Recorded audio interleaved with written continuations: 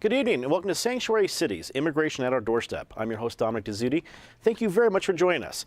This program is a collaboration between Colorado Public Television and the Independence Institute.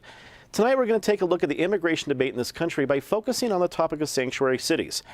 We hear a lot about sanctuary cities, but what is the real story, and can we hear from two sides of the debate without screaming at each other? Well, we're going to find that out tonight. Joining us for this discussion are Denise Maez from ACLU, Colorado, Alex DeRasta from the Cato Institute in Washington, D.C. Colorado State Representative Dave Williams also joins us. And rounding out the panel, Jessica Vaughn from the Center for Immigration Studies, also based in Washington, D.C. Everybody, thank you very much for joining us. We really appreciate this. And again, trying to achieve our goal of having a civilized discussion about something as important, but also as controversial sometimes as immigration. So let's get with sanctuary cities and start with a definition. Denise, I'm going to start with you. Is there a legal definition of it? And let's use Denver as an example. Is Denver formally a sanctuary city? Good question. And thank you, Dominic, for having us on the show and getting involved in this conversation. There is no legal definition of the term sanctuary city. I think there are many individuals that have tried to impose a definition on it, but there certainly is not one in law.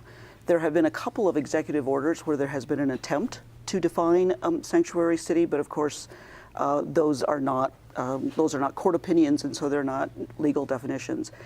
That makes it a little bit more complicated, I suppose, to answer the question of whether or not Denver is a sanctuary city, given that we don't know what a sanctuary city is by law.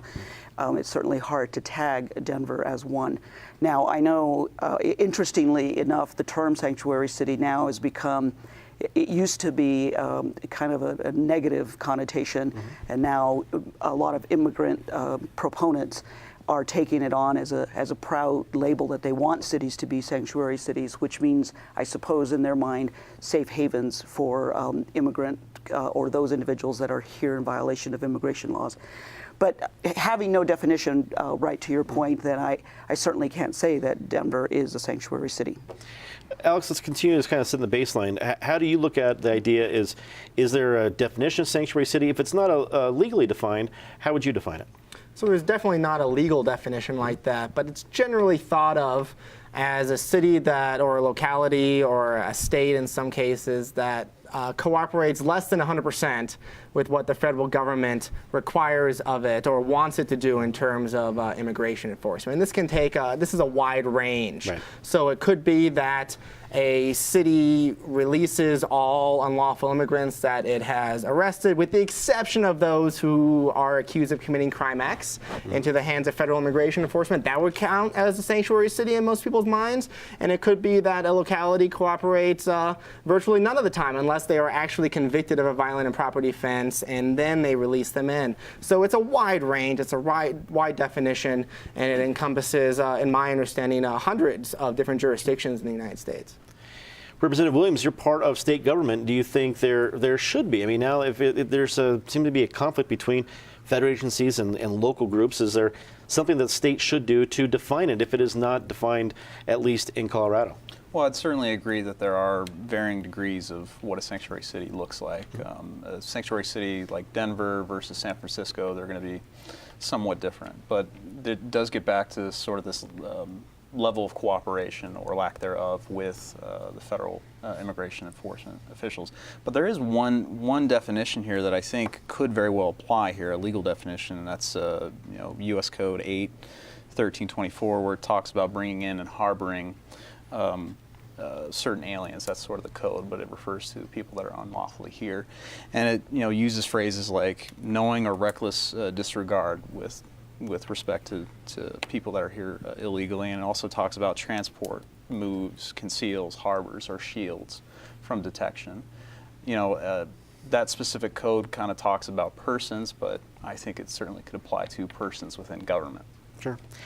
Jessica, does it look like, when we talk about sanctuary cities, that it can even break down to different agencies within a city? I mean, if one agency within a city, say like a sheriff's department versus the police department, if one is doing one action, will that, will that mark the city as a sanctuary city? It can, but There's another part of federal law that's relevant here, and that's 8 U.S. Code 1373, which says that no local government can in any way restrict exchange of information or communication with ICE. In other words, a local government cannot impose an ordinance or a practice or have a law that prohibits local officers from asking ICE about people's immigration status or from communicating with ICE. So, and that is the federal law that's most relevant here, I think, and that is the part of federal law that the Department of Justice is building on in trying to make its case. And so most of the sanctuary policies that exist, while there is a spectrum, are in violation of 1373, although they take three forms. There's the communication issue, which a place like San Francisco says, you just cannot communicate with ICE, no discretion whatsoever for local law enforcement agencies. But it also takes the form of not allowing ICE access to jails to interview criminal aliens that they've identified.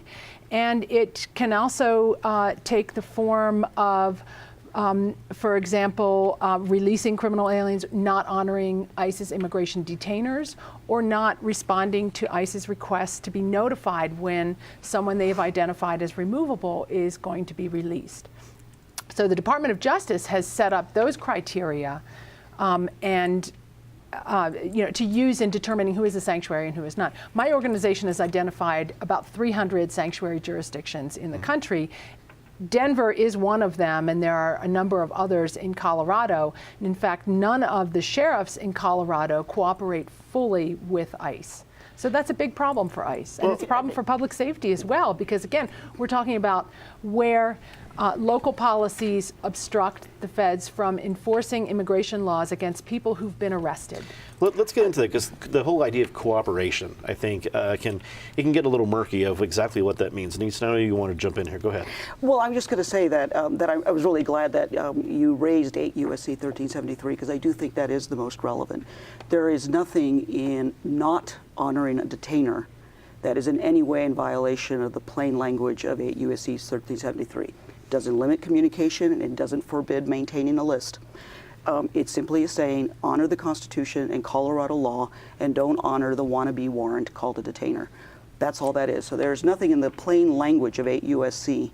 that not honoring a detainer will do. Although the Department of Justice has disagreed with that interpretation and said there are situations in which not honoring a detainer can be a violation of the law.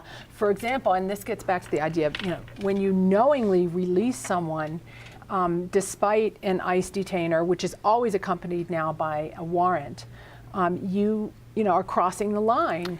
And well, it doesn't involve a warrant. It's an administrative warrant, which is still a warrant. That's not a judicial warrant based on probable cause, which is what the Fourth Amendment protects. But to your point of not cooperating with ICE 100% does not fall into the definition of 8 U.S.C. 1373, and there are many legal analysts that disagree with the Department of Justice interpretation.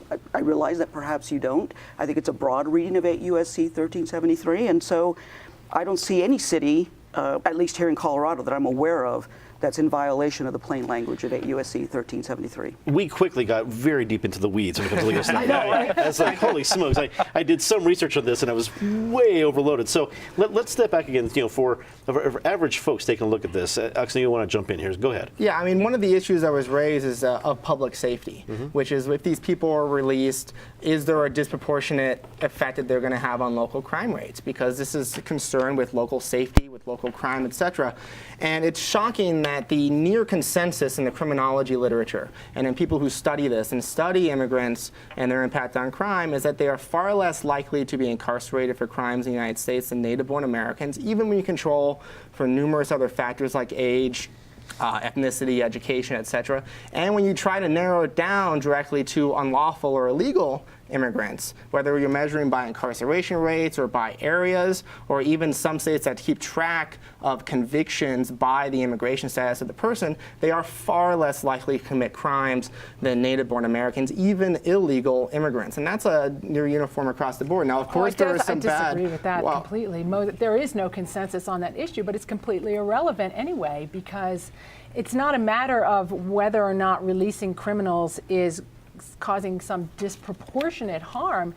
Anytime that a criminal alien is released rather than held for ICE to take custody, when they go back into the community, there's a high chance that criminal aliens, just like American offenders, are going to reoffend. And it's not theoretical either. It has happened many times. In fact, about 50% of the time. There are now 10,000 criminal aliens that have been released by sanctuary policies that have subsequently been arrested for additional crimes after they were released. And you can't, the person who is a victim of that doesn't care whether that raises the overall crime rate or not. The fact is that that act of releasing that criminal alien caused harm to an individual like Kate Steinle, for example. And I'll tell you why it matters. It matters because the government has scarce resources in enforcing laws and to focus itself on a population that is much less likely to commit these crimes, which is a near uniform finding in the criminology literature going back over a century. Even the Jordan Commission that you love to cite in your website found that alien immigrants are much less likely to be criminals in the United States. So focusing these resources actually means you'll have more people killed because law enforcement focuses on a population that's much less likely to commit crimes. They'll ignore other people and other crimes in other areas. Let me get Representative Williams in here. So it feels like we're coming up with a couple of things. We're talking about resources.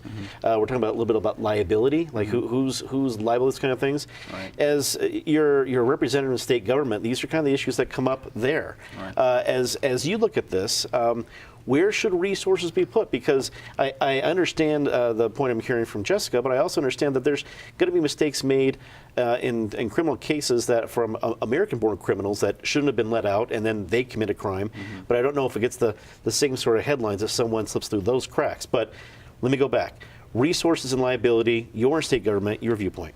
Right, I think resources is always going to be a challenge, and I fully accept that the main responsibility for immigration enforcement does belong to the federal government, right? They need to be able to make sure that these laws are enforced and to the extent possible cooperate with state and local governments to ensure that these criminals aren't let loose on the streets. But I do want to get back to sort of this issue of illegal aliens or non-citizens, anyway, committing crimes at a lesser rate. One, that's not the point. The point is that these crimes could be preventable. Had that individual who murdered Kate Steinle not been there, Kate Steinle would be alive. Same thing with Tim Cruz here in Denver. He was murdered. It was a robbery gone wrong. Got killed by another illegal alien. Denver law enforcement had this illegal alien in custody twice and failed to properly notify ICE that he was going to be released. And as a result, he goes on to kill this. There's numerous stories like this. But there is a fascinating article by Hans von Spakovsky, and he talked about sort of this issue of crime rates and whatnot. And he cites two GAO reports, and I'm sure you've probably already seen it, but I think it's a very compelling thing. One of the statistics I would cite is that he found that legal and illegal foreign-born individuals comprise about 27% of all prisoners in federal prisons. And if you actually take that a step back, non-citizens make up about 9% of the overall population in the United States. So that's a pretty significant boost. And he goes on to say that the numbers would probably be higher if we could somehow account for crimes that were committed, but often prosecutors do drop charges if these individuals are facing deportation. Alex, back in here. For one thing, that's federal even controlling prisons for immigration crimes. Right. They're disproportionate. Yeah, federal prisons account for about 10% of all prisoners in the United States, and they're heavily skewed toward, of course, people who cross the border unlawfully, or people who commit immigration offenses, people who are not violent and property criminals in that regard. So Hans, with all due respect to Hans, he cherry picks a lot of these facts to get a conclusion that he wants. When you take a look at the entire incarcerated population, because most people who are incarcerated for crimes are incarcerated, of course, on the state level, states like Colorado, immigrants are underrepresented in these populations No one across knows. states. There's no law enforcement agencies, very few anyway, that even keep track of the immigration status of all the inmates in a system. So the census actually does a pretty thorough investigation, and every American Community Survey every year of this based on information at the wardens. It used to be bad information prior to about 2009, and it's gotten a lot better. They've written reports about this, and it's actually better and more accurate, their census of the incarcerated population, than it is of the non-incarcerated, Right. because they have these facts and data that the wardens have. So if the wardens have it, they have it, and it produces a much better, more concise picture of the incarcerated population, and immigrants, legal and illegal, as far as we can tell, based on the available data, much less likely to be incarcerated. Let me sort of But again, let's get back crimes. to resources, though. Wouldn't we all agree that the top priority for immigration enforcement ought to be that small fraction of the population here illegally who is committing crimes? So shouldn't ICE be focused on those people? That's why they need the support and cooperation from state and local law enforcement, so that and they don't have to spend additional resources going out into communities, tracking down criminal aliens who got released by sanctuary policies. That's a lot more resource intensive and dangerous for ICE officers than taking custody of deportable criminal aliens while they are still at the jail. And that's a huge resource issue. I think that there's a couple of things with some of the statements you're making, and your statements are, how shall I say, that's assuming a lot of facts, not in evidence. So, for example, pretrial detainees. Well, pretrial detainees are presumed innocent because they haven't had a trial yet. So what is happening, and that's true under American constitutional law, that individuals in jail pre-trial are innocent. So this notion that you talk about criminal aliens, that's an assumption of a fact that's not in evidence. No, it refers to convicted criminal aliens. No, That's the definition of the term. No, but the sanctuary policies that, again, assuming facts not in evidence, because we don't know the definition of a sanctuary city, that individuals could be released from the jail, posted bond, and they should be released, period. That is constitutional law, and that's actually Colorado law too. So the fact that you're suggesting that they should be held on an ICE detainer is a violation of the federal constitution, the state constitution, and Colorado law.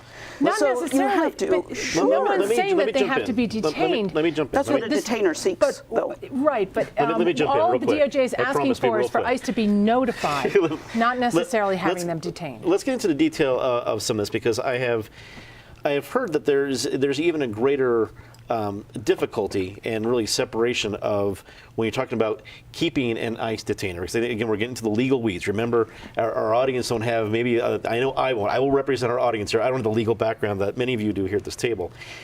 That okay, let's say a sheriff's department, maybe in Weld County. You're supposed to hold somebody beyond what the crime they committed in a county. Yeah, what otherwise would be their release date. Right, the release date. And then there's some sheriffs believe that, okay, at that point, it's not a county crime. I'm holding for a federal crime, and I have to actually have a higher level of security because it changes. At the very least, and that gets into even more details, but where is that crux for a sheriff's department? And let's not even talk about Denver. Let's go to somewhere like a Weld County, where you have a mix of rural and urban areas. There seems to be a little bit more of a conflict. That's the real life stuff that a sheriff is going to deal with that may be missing from just the retainers and lawyers back and forth. But who wants to start on that one? Well, no, I understand that. So first of all, I think it's important for all of us to recognize that being here in violation of the immigration laws is not a crime. It's a civil infraction. Now, if you commit a crime under state law, that would subject to deportation, so that's different, which is why Colorado law enforcement doesn't have the authority to hold someone on a detainer past their release date, because that person has either, one, not committed a crime, and I'm just talking about on a detainer, because a detainer is not a warrant, there's no probable cause finding, And so that's just factually wrong right now. no, it's factually correct. But so anyhow, I think I want to make sure that we're clear on that. I think what some sheriffs are saying, and I think this is becoming more and more true in more of the rural communities, is our jails are full. I mean, we have Weld County, for example, that's at close to 100% capacity. We have a lot of jails statewide that are beyond capacity. So I think it is an unfair burden to impose on sheriffs to keep a population in jail that following on what Alex said, it's unnecessary resources, and it's not lawful to hold them on a detainer. But that's a misrepresentation of what the federal government is asking sheriffs to do. They're not saying you must detain this person. They're saying we would like you to detain them. You have the authority to detain them. They do not. But what they're asking for, they're not saying you must do it. They're saying we are asking you, we're notifying you to do it. And by the way, many of them actually are immigration criminals as well. They may have re-entered after deportation, which is a federal felony. They may be an illegal alien in possession of a firearm. They may have committed immigration fraud. Those are all crimes. But what they're saying is that the sheriff may hold them, but what they're really asking for is to be notified before that individual is released so that they have the opportunity to come pick them up and prevent them from either absconding from their local charges, causing more harm, fleeing into the woodwork. It's not a requirement. I don't disagree with that. What I'm saying is that it would be unlawful to hold them on a detainer, is what I'm saying. Not necessarily. Representative Williams, let me get back in here, back to resources, because if we're having issues with different sheriff's departments and some wanting to fully cooperate and may still not be able to because of whether room they have, or I don't know how long it would even take if if ICE gets a call from a sheriff in Sterling or a sheriff in Durango, is it the same organization that's trying to come from Denver? Are there offices everywhere else? Are sheriffs or other governments looking for more resources from state government so that they can cooperate even if they wanted to? Well, when I have these discussions with various sheriffs, they do talk about this issue of resources as a reason as to why they cannot hold on to people that they believe may be illegal aliens. And it's a valid concern. When I offered up a bill on this topic, Tom Tancredo, Mr. Immigration himself, right, came down. Mr. Anti-immigration. Probably good clarification. Anti-illegal. Illegal. He's anti-legal too. He wants to cut it in half. That's not, doesn't mean That means you're anti-immigration. If you want to cut gun ownership in half, you'd say anti-gun. There will be plenty of time to debate Tom Tancredo, I promise. Totally true. Totally, it's a valid We'll have plenty of time. In any event, he sat down and the issue of resources came up, and during that testimony, he even said, look, no one's blaming Sheriff's Department or law enforcement if there is, in fact, a lack of resources. If law enforcement, his testimony was if law enforcement does their part, fully cooperates to the extent that it can with respect to the resources, and the individual who's here unlawfully has to be released because we just can't with respect to resources, then that's no longer the local law enforcement or the city or the government, whatever, is no longer culpable. That would be on the federal government for not coming in and picking up. Alex, since you're involved, the whole resource question, is that really where this is coming down to, where the people on either side would want something to happen, but we're not funding it either at the federal level or the local level to make it happen? Or is it somewhat of a red herring because there's a different thing? What's your viewpoint of all that? Well, that's part of it, but I think part of it is also there's a lot of local jurisdictions that think, sometimes with good evidence, sometimes without any evidence at all, that if they were to get involved in holding people for detainers, that they would get involved more forcefully in immigration enforcement on the local level, then they think that it would limit the ability to solve crimes, to enforce real crimes with actual victims in their communities, such as in my hometown of Los Angeles, back in the late 70s, Special Order 40, they limited the cooperation of LAPD, limited their ability to ask about immigration status of people, and a lot of these local places think that enhances their ability to try to enforce these types of crime. There's been a lot of research recently in the Journal of Law and Economics by Cox and Miles that took a look at federal partnerships, forcing local governments to be involved with immigration enforcement through Secure Communities program.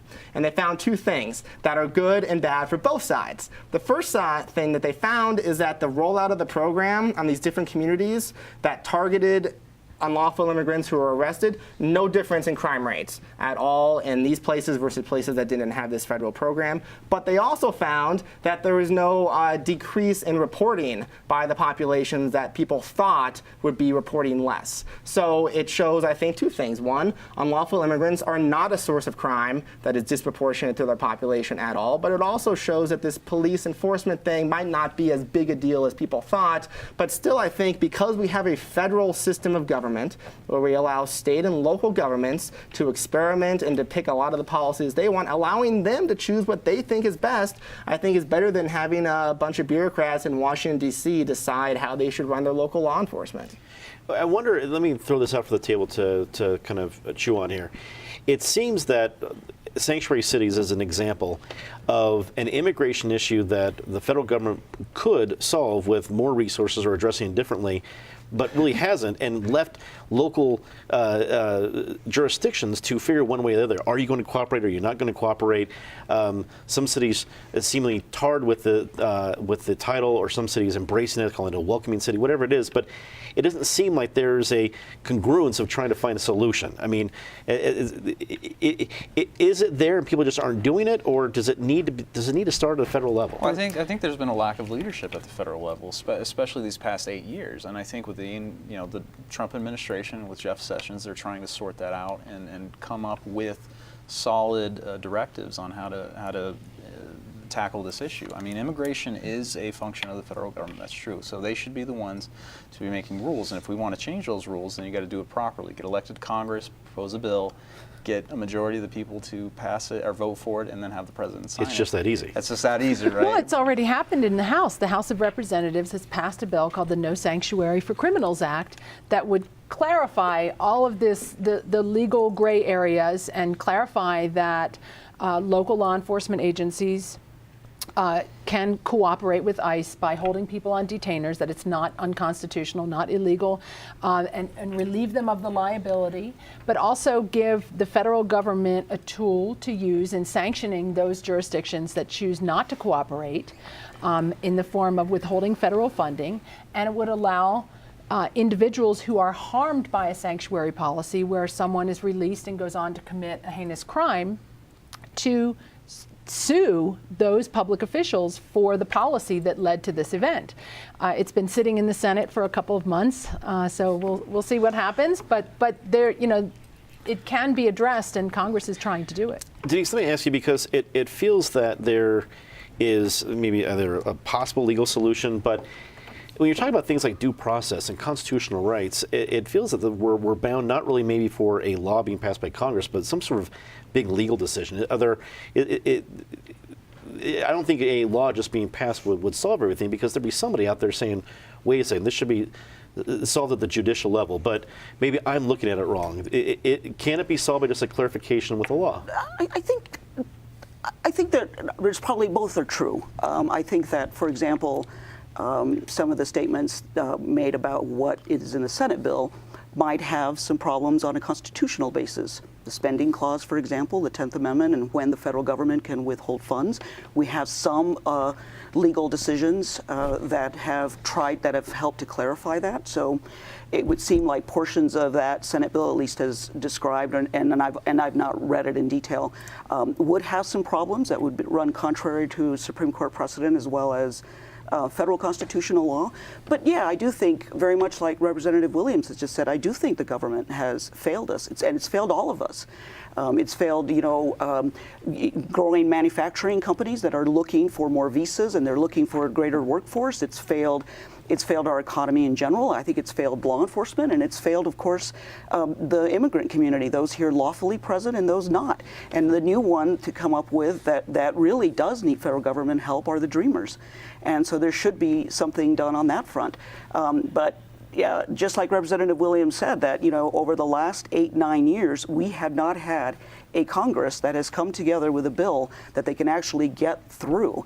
So today, the law is 8 U.S.C. 1373, as you stated it quite perfectly.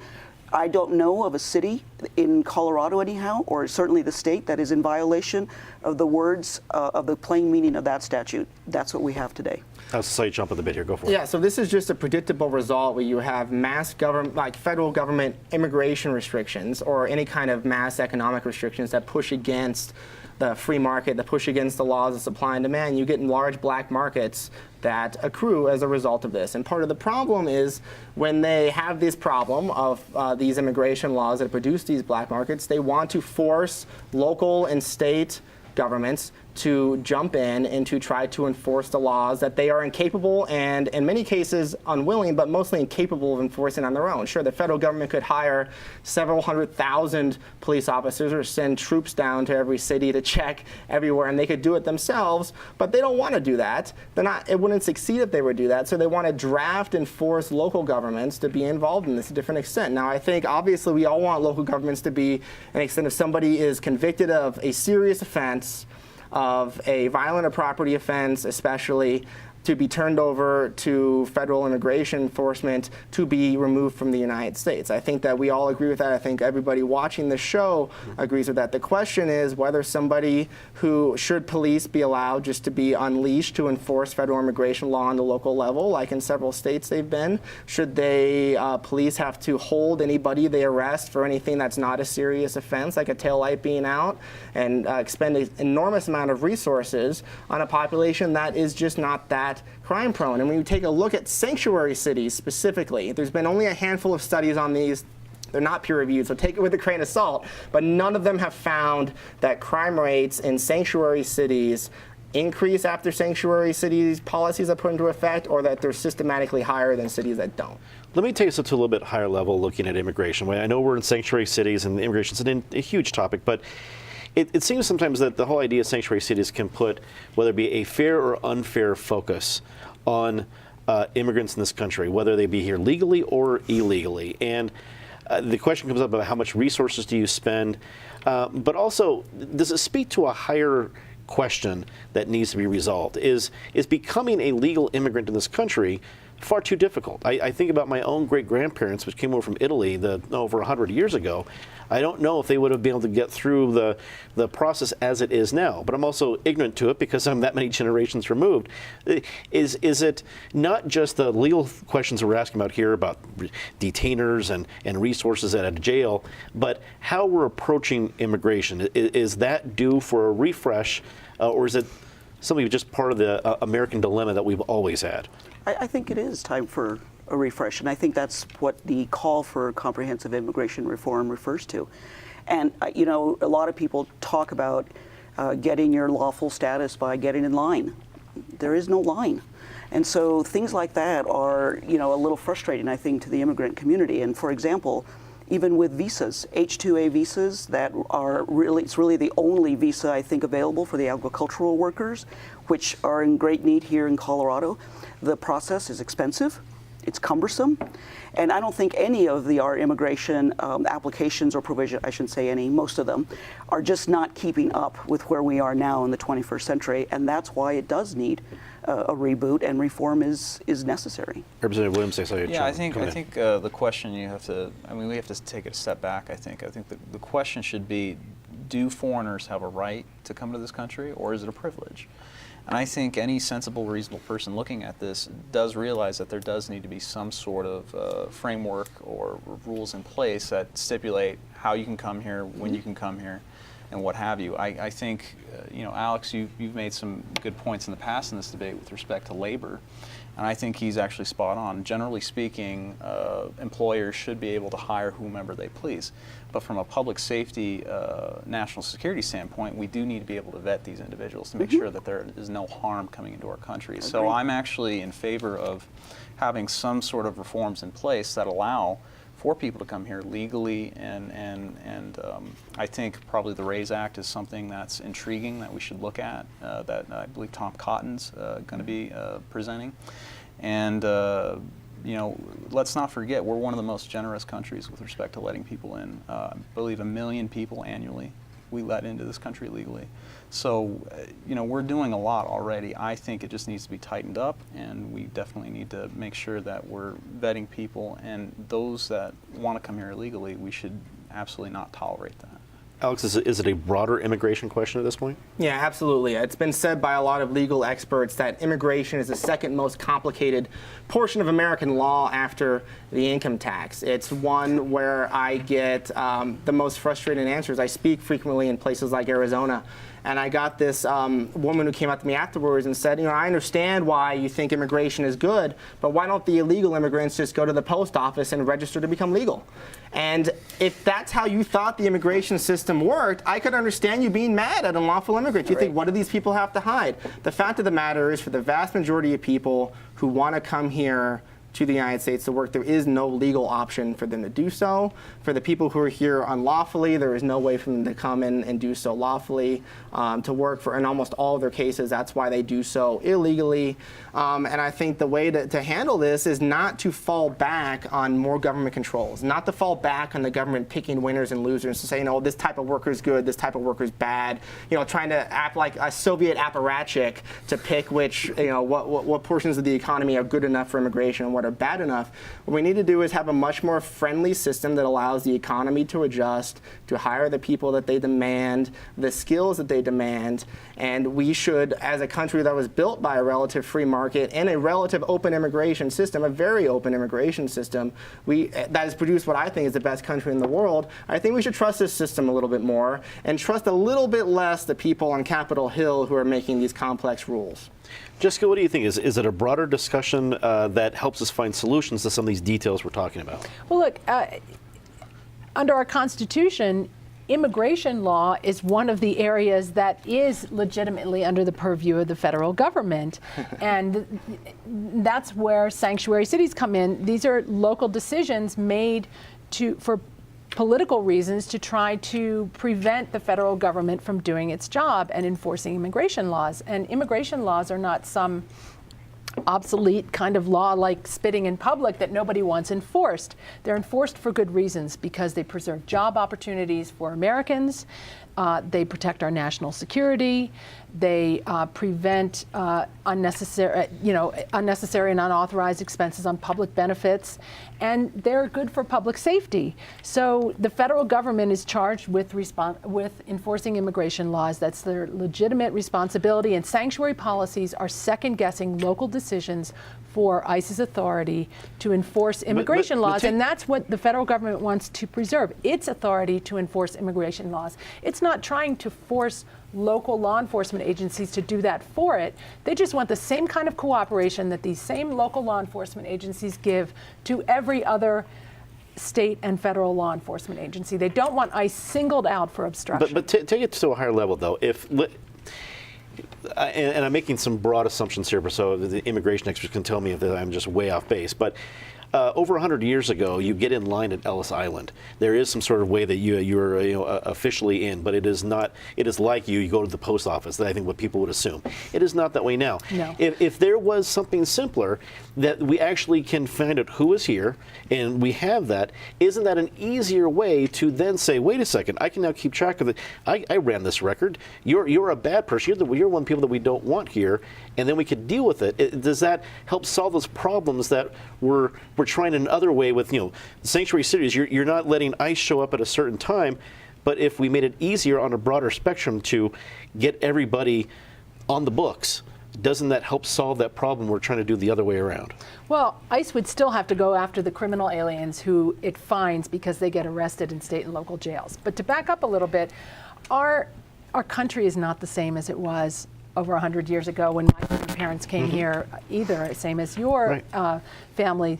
So we shouldn't have the same immigration policy either. I don't think a lot of our immigration laws serve our national interests very well right now, and I believe it's because we're allowing too much immigration, more than the jobs that can be created. It's now to the point where not only is it displacing American workers and making it harder for them to earn a living wage, but it's also threatening our public safety, as we've seen in some recent terrorist attacks. So, we do need reform. Back up that truck, because if you're going to make the claim that, suddenly because of immigration law, we have terrorist attacks. You're talking about people who were born here in America. Well, not the one this week. Oh, okay, well, but you're Or making the week before. You're making a pretty broad claim. Just Yeah, you know how many Americans or people on U.S. soil have been killed by people who come in on chain immigration diversity visas since 1975? 16. 16 of them were Argentinian terrorists. That means your annual chance of being murdered on U.S. soil by somebody as a chain immigrant or a diversity visa is 1 in 723 million per year.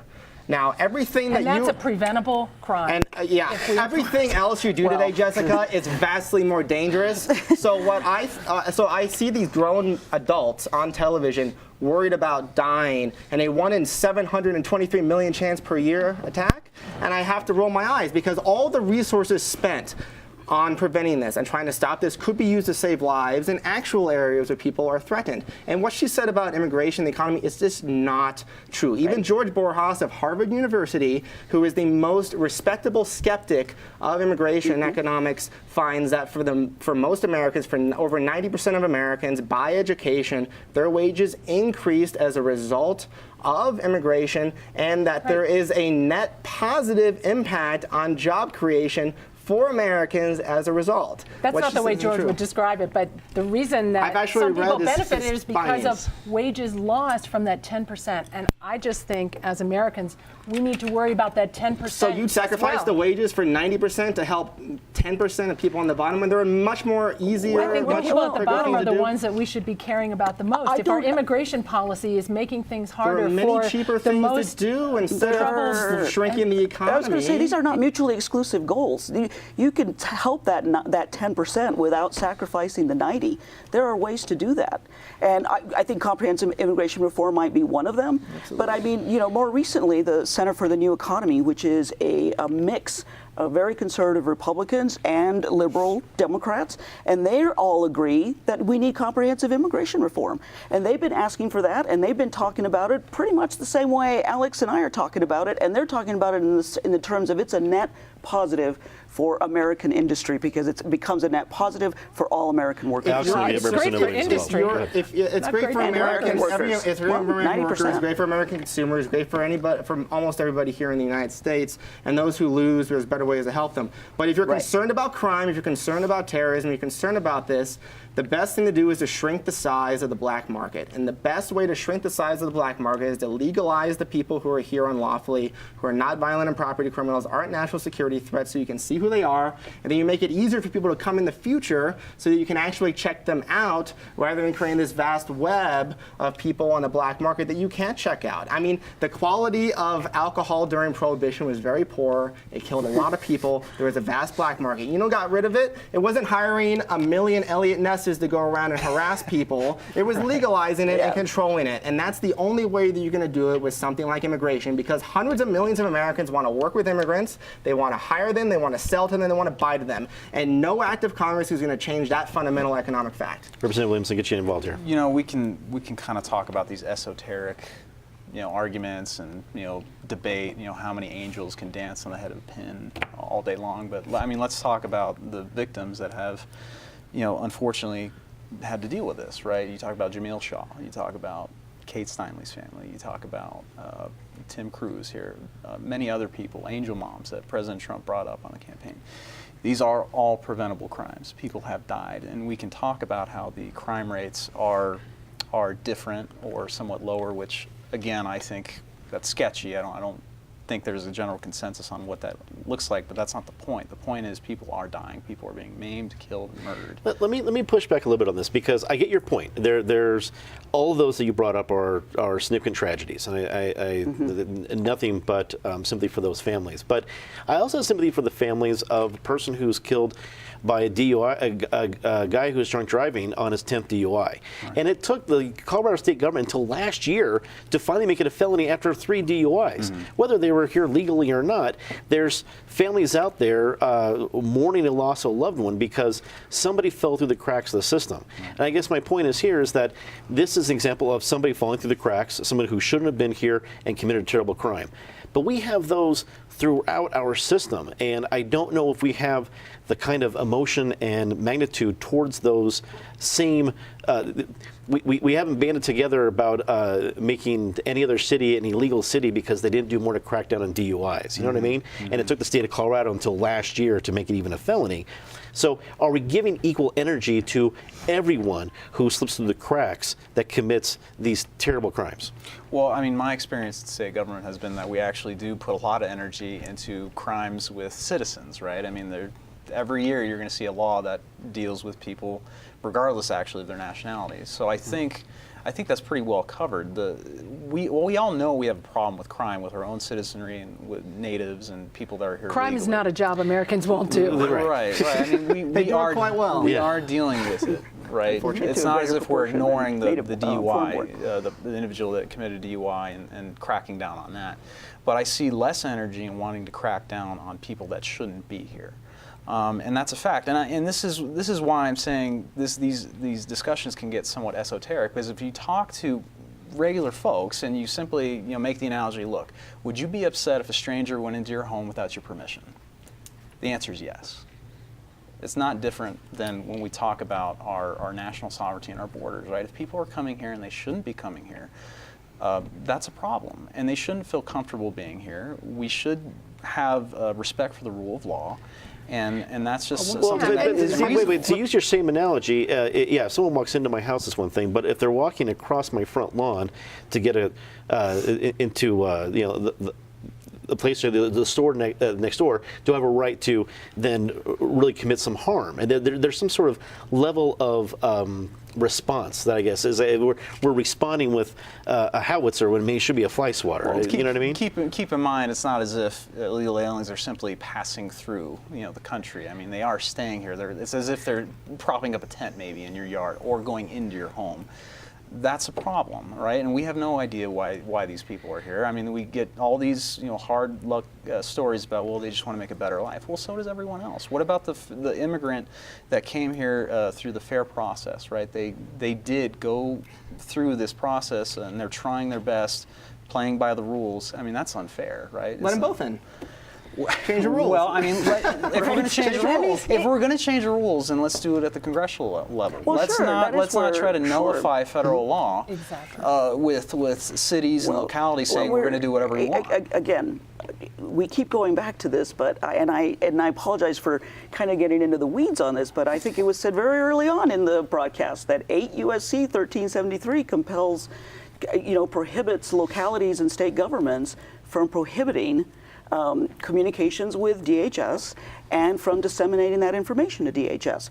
Nothing of what you have said is in any way, shape, or form in violation of that provision of federal law. So that's simply not happening. And I also think, you talk about esoteric, I think generalizations is also a bit of a problem. With all of the examples you've given where there have been unfortunate fatal crimes committed by individuals here in violation of immigration laws, those are generalizations. Each one of them has a reason for this to happen. And it isn't because there was a sanctuary policy involved. Some of it. I'm just saying each one is an individual case. And so these generalizations, I think, really are dangerous because I think they paint a picture that is inaccurate, and it causes people to lose faith in a system, which, for reasons that aren't well-founded. And I think that's the point. For example, one of the ones that you brought up, I mean, ICE failed to deport them. That was not an issue of a local, sanctuary policy. That person was subject to deportation orders, and ICE never caught him. Jessica, that's you not wanted our to jump in here. Go ahead. Well, I mean, Americans commit crimes too. We're stuck with them. We're not stuck with people who shouldn't be in the country to begin with. And there's a process for their removal. They get due process, but ICE needs to have custody of them in order to enforce the law and remove them from the country. And all they're asking for is the same kind of cooperation that state and local law enforcement agencies give to every other federal agency and other state agencies. And, and again, it's not that there are sanctuary policies that are in violation of 8 U.S.C. 1373. I don't know of any here in as, Colorado. Denver was on a list of 29 jurisdictions that received a warning letter from the Department of Justice. Just because they received a warning letter is not conclusive with a conclusive finding evidence that they're in violation. Right, of course, Thank goodness for the Denver's going to be in courts. denial. Right. But this is the first time that the federal government has ever actually tried to enforce the federal law against sanctuary policies, and it's going to take some time to play out, and they're going through the process the way they need to do it. But ultimately, there are most likely going to be some jurisdictions that are losing federal funds or changing their policy. And this policy that DOJ under the Trump administration is pursuing is getting results. When warned, Miami-Dade County changed their sanctuary policy. New Orleans has changed. Las Vegas, Milwaukee, a number of jurisdictions have reversed their sanctuary policy, not only because of the public safety problems, but because of the prospect of losing federal funds because they were told that they were in violation of federal law. And so that's there are always going to be die-hard sanctuary jurisdictions that want their taxpayers to be martyrs for the cause of sanctuaries. I'm just going by the plain language of they're not gonna AUSC get 1373. They're not going to get access to federal funds. I don't know about that. That's what I was going to say. Because there's some 10th Amendment issues, This is- spending clause issues. This is bringing it back to the whole sanctuary cities thing. This is where we started. We kind of bring it back. This whole idea of federal funds being you're going to lose your federal grants. Is that the right carrot? I guess it seems like, well, we're not going to solve the problem as a federal government. We're not going to come up with a broader solution, but we're going to try to goad people into trying to solve it at the local level by taking away grants that have absolutely nothing to do with the issue. It seems like a backwards way to solve it. Wouldn't it be better to try to solve it with a larger scope law instead of taking away federal grants if this is the particular issue they have a problem with? Well, first of all, the federal government is not trying to solve the entire problem of illegal immigration by going after sanctuaries. They're trying to be able to do their job and assert their authority. But that's one of the few tools that the federal government has in order to change the behavior of state and local governments that are, for political reasons, trying to undermine the federal government's ability to do its job. And I think there is a broader law that would be appropriate, and that's the one I mentioned earlier. So Congress is trying to work on it too. I guess we're just sitting around this table discussing it when a lot of these things are not yet resolved. It makes sense, and I totally understand that we're talking about something without resolution. They wouldn't have an interesting conversation like this. Well, it's just this, Dominic. We're done. It's not that simple. But we're getting closer to the end. We're not ready for final thoughts yet. But you see a city like or a state like Colorado. We're not blue. We're not red. We're very purple. Every time you think we're one way, we're gonna shift another way. Where does a community go to try to find the right path? Because you see Denver trying to be, well, we're not a sanctuary city, we're a welcoming city. Is there a way that it could seem welcoming to new people, however they got here, but also keeping a city safe? Is there a line to walk there, or is it one way or the other? Well, simply having a policy that says we welcome immigrants is not a sanctuary policy. That's a good policy. And so I don't think there's any conflict between a welcoming policy and cooperating with ICE. Not at all. I think that it's, 90% of the jurisdictions in the country are not sanctuaries. The problem is in the places that are places where there are a lot of criminal aliens and places where harm has ensued for people, not just Americans, but others in the community as a result. So it's these outliers that need to be addressed. Those are also the places where the locals live there who are American citizens are the most supportive of sanctuary city policies because of their neighbors and their friends. And a lot of them experienced in the early days of the Obama administration over heavy-handed federal enforcement, forcing local and state governments to be involved in immigration enforcement far beyond what they wanted to. And what we see now in California and other states and jurisdictions is a lot of people say, we don't want to repeat that anymore. We don't want to turn over people who have just been arrested because they're in the country unlawfully for a very minor offense that isn't that serious. We're going to cooperate when people are convicted of violent and property crimes. And that's, I think, that line that you draw. If somebody is convicted of a violent and property crime, you turn them over to ICE. If somebody is not convicted of that, if somebody is just arrested, if somebody is held overnight, no. You don't cooperate in that regard. Representative Williams, you hear from constituents, you hear from a variety of folks in the community. What do you hear on this issue? Well, keep in mind I am a Republican, and so I'm going to get more people to call me who agree with me. I do get some hate mail from time to time, but when I did run my immigration bill last session, I did receive not only phone calls and emails from all over the state of Colorado, but all over the country. What would have the bill done? Well, the bill basically would have put responsibility back onto the politicians and the city officials that Liability? liability issues, yeah. Okay. And it would basically a victim of illegal immigration could sue them and even potentially seek criminal charges as a result of it. And that bill struck a chord. I mean, I had people come in during testimony and cry about how they have been victims, how they lost loved ones and family. And I mean, I know I keep talking about the three examples that I keep talking about, but there's much more to it. Heart-wrenching stories.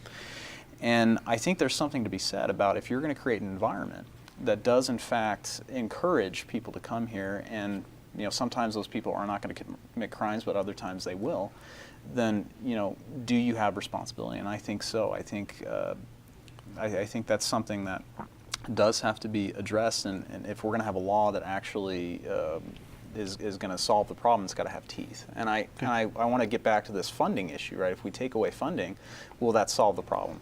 I don't think so. There are localities that said, take it. We're still going to do what we're doing. Right. And that's fine. The hour has gone by very quickly. I want to give everyone a chance to kind of give a final thought, 30 seconds or so. Denise, I'm going to start with you. We've gone into the weeds. We've gone to the broader level. Your final thoughts. I think basically that I do believe that the issue is very complex, and I would really welcome people to stay away from the bumper sticker discussions and the generalities, and to really acknowledge the complexity. And everyone, in my mind, can always make a difference. And to the extent that there are people out there watching the show that are care and concerned and invested in this issue, I ask that they get involved. Alex. The government should deport unlawful immigrants or other immigrants who are convicted of violent and property offenses that have actual victims in the United States, not of other victimless crimes. They should focus 100% of their resources on that so as to maximize the value of American life, liberty, and private property. We shouldn't be wasting our time on apprehending or deporting or detaining a lot of people who haven't done anything wrong. This is a symptom and a result of an overly complicated Soviet-style immigration system that heavily restricts the free flow of labor across borders. This problem would be massively reduced, solved, regulated far better if we opened it up and let people come and go, as has happened in American history and should happen again today. Representative Williams. We're a nation of laws, and we need to respect the rule of law. People are coming here, and some of them are coming for noble reasons to take care of their family. Others are not. And the problem is there's no way for us to really figure that out. So we have to have equal application of the law, right? So I agree that there should be priority in terms of prosecution and enforcement towards those that are more violent or prone to commit crimes, but we are a nation of laws, and we need to respect that. Jessica. Well, ICE, the main immigration enforcement agency, doesn't patrol our streets. They depend on cooperation from state and local law enforcement agencies so that they can prioritize and focus their efforts on the nearly 2 million criminal aliens in the country that have been identified. And they need to have the ability to do their job because it keeps our communities safer. The only people who are protected by sanctuary policies are criminal aliens. That is all the time we have for our program tonight. Thank you very much for tuning in. I want to thank my guests, Denise Maez from the ACLU Colorado, Alex Narasta from the Cato Institute in Washington, D.C., Colorado State Representative Dave Williams, and Jessica Vaughn from the Center for Immigration Studies, also based in Washington, D.C. This program was a collaboration between Colorado Public Television and the Independence Institute, and we hope it was an example of how civilized, productive conversations can actually happen and be had over a difficult and sometimes unwieldy topic. On behalf of everyone here at Colorado Public Television, I'm Dominic Dezzutti. Thank you very much for watching.